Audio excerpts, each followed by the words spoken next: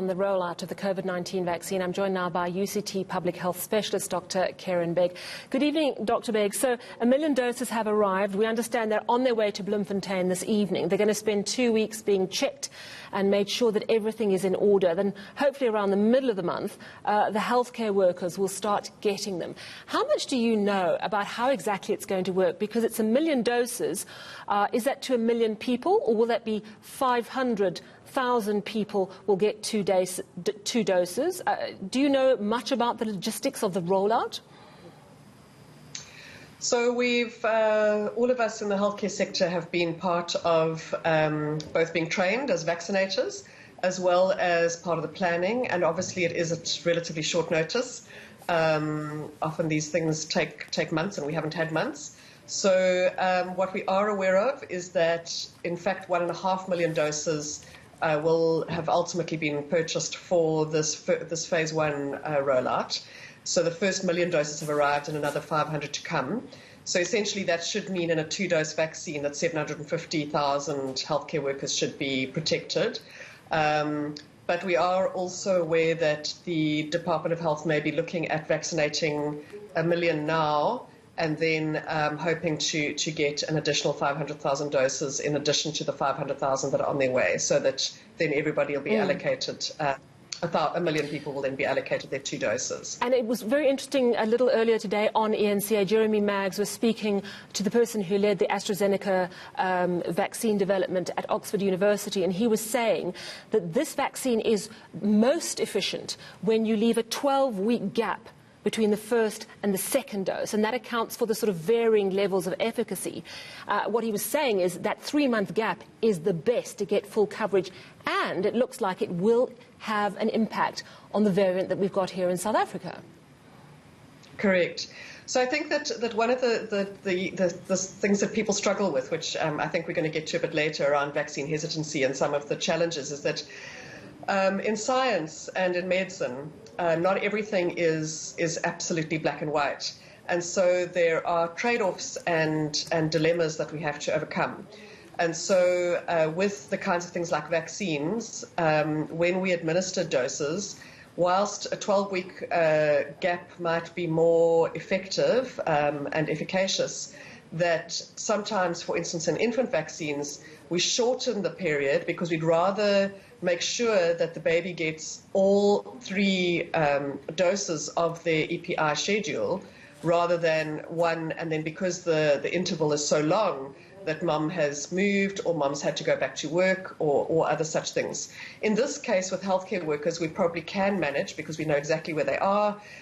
We will be administering them through their places of work.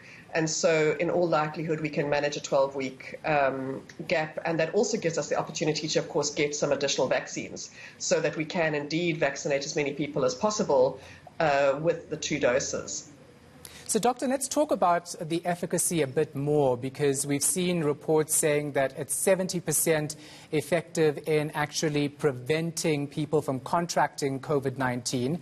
We know the Pfizer vaccine is 95% effective. Did we get the best vaccine for South Africans?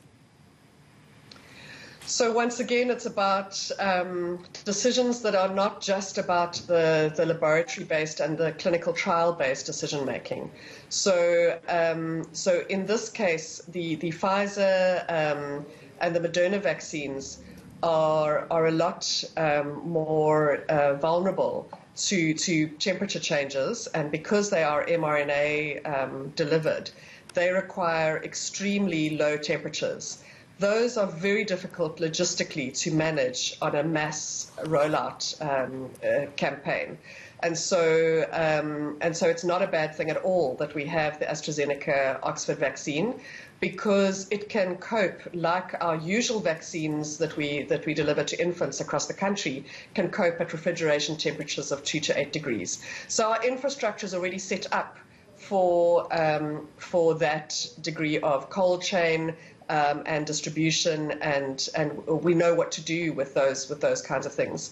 So if we were to get a Pfizer or Moderna vaccines, we would really need to put in additional infrastructure, and really that could be limited to only big cities and big towns who can have the infrastructure to keep vaccines at the -70, -60-degree temperatures that's required. And I think what we really need to understand is that to produce the kind of doses that are required worldwide, we are not going to be able to all rely on a single vaccine producer. So in order to deliver and for us all to get vaccines, and remember that a vaccine is better than no vaccine. And so we're very comfortable with the Astrazeneca Oxford vaccine. We know that it needs 2 doses, so do Pfizer, so does the Moderna. Mm-hmm. The only vaccine that requires a single dose is still finishing off its trials. It's not showing as high efficacy as these 3 that are currently have been through their phase 3 trials, but nevertheless it's good. Yeah. And of course, a single dose is always better than 2 doses. Yeah, and also I think the issue that we need to understand as well is how many people are a little bit hesitant and a little bit frightened. Not only is there a lot of false information about vaccines, bogus information that is simply not true, but there's legitimate fears from people who don't quite understand how things work. And you know, I don't know a lot about vaccines myself, so the little I know about a vaccine is how it works. It's a dead version of the virus that's introduced to your system so that your body can react to it and create the antibodies. Is that how the AstraZeneca vaccine is going to work? And if so, is there any risk at all that by getting the vaccine, you can get COVID? Okay, so that's a really, really good question. And I think that in the vaccine hesitancy is a lot of unknowns that people are not aware of. And remember that the fear-mongering and fake news and conspiracy theories generally are a lot more certain. They present the facts as with greater certainty than science does, because we're very happy to admit the uncertainties, because that's how science works. So it often is easier for people to believe the stories and the fears because they present it in such certainty. And as human beings, we much prefer certainty to uncertainty. So getting to how it works, all vaccines cause an immune response in your body. So essentially what it's doing is saying, before you get exposed to the real wild virus, we want your body to have produced its own little army of antibodies, as well as other mechanisms of immunity that recognize that this is a foreign body, the antigen is foreign, and it needs to be fought against and needs to be destroyed. So how vaccines work is they present the foreign body into the body in different ways. And you're absolutely right that previous vaccines, older versions of vaccines, used to either produce a live attenuated, so in other words, a weaker strain, or a dead virus, so in other words, the virus or parts of it that were whole killed, or components of it.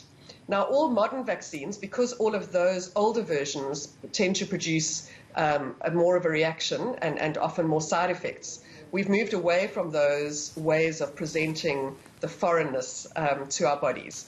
And so what we look for is components of the virus that our bodies will nevertheless recognize, even though it's not the whole virus. And so in particular for coronaviruses, and SARS-CoV-2 is one of them, it has little spikes. So you will have heard of the spike protein. So it looks like a ball with little hairs on it. And those little hairs, the spike proteins, are what we're using. So we're literally cutting off the spike protein, which the body then recognizes. So it doesn't need to be the whole virus. It just simply needs to be the spike proteins. And what it does is it takes the spike protein, and the three vaccines that we have right now, the AstraZeneca takes the protein inside a viral vector, so a different virus, an adenovirus, which doesn't cause disease at all because of the way that it's been modified, and it basically is the carrier, the vector, to take the little protein into your cells, and then your cells then eject the protein, and the protein then gets recognized as a foreign body or an antigen. And your body then recognizes through its immune mechanisms and builds antibodies against the protein. So when you get exposed to the real wild virus, it then sees these spike proteins on the outside of the wild virus and says, hang on a minute, but you're an enemy and I already recognize you. I don't need to take a few days and let you actually infect and replicate in my body. I can already fight you before you've replicated and have a significant army of viruses that will now make the body sick. And so those antibodies then tackle the wild virus, as well as other immune responses, such as T cells, which gobble up the virus in its own right. So the Astrazeneca Oxford vaccine uses a viral vector, an adenovirus, to carry the protein into your body. The Moderna and Pfizer vaccines use mRNA, which is basically a little set of instructions that then enter your cell, and your cell produces the little protein, which it then exits, and that then also gets recognized. So they're both using the protein as the basis for which your body recognizes that it's a foreign body. Fascinating. Thank you so much. UCT Public Health Specialist Dr. Kerrin Begg. Yeah. Amazing explanation. I really understand how it works now. And it's important to have that information to allay fears, because that's what many people have. It's not fears. a live virus introduced into your system. It's a tiny bit of one virus that tells your body what to do. I could listen to that all night. Thank you so much for that, Doctor. I appreciate it.